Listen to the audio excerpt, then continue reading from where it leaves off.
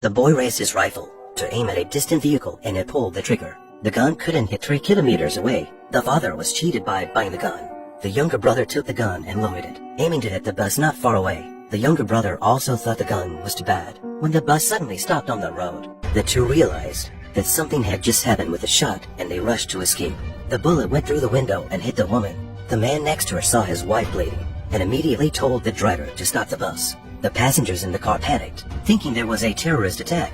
The driver changed direction and took her to the nearest village for medical treatment. There is only a veterinarian here, and since there is no equipment, the wound can only be stitched up temporarily to save her life. The man calls the embassy, which learns it's a terrorist attack. Things get very tense. The travelers on the bus don't want to stay. They fear another terrorist attack and urge the driver to leave.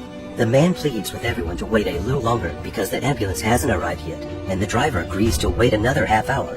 He receives word that the ambulance is having problems and can't come, and they are sending a helicopter to come and rescue them. He was very anxious. His wife's injuries couldn't wait that long. He ran out and asked the driver to wait a little longer. The travelers and the driver decided to leave the two men behind for the sake of their safety and drove off in the bus. He desperately shouted, but it was no use. He felt helpless. She was already very weak, and the helicopter arrived. The terrorist attack attracted the attention of all countries. The police found shell casings during the investigation, and they followed the trail to the man with the gun.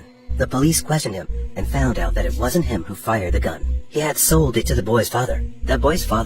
The father had bought the gun to protect the boys from jackals when they were herding sheep. But they were in trouble. The police drove off in search of the man, and halfway there they asked the two boys for directions, and the two learned that the police were going after their father, and purposely pointed their location somewhere else. The two know they are in trouble and run home to tell their father what happened, who beats the two up after hearing what happened.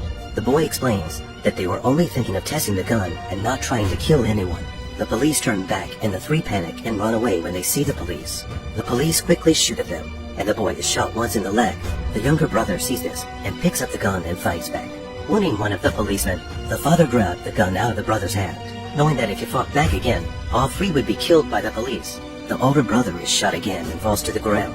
The younger brother realizes the seriousness of the problem and simply smashes the gun and then raises his hands and surrender.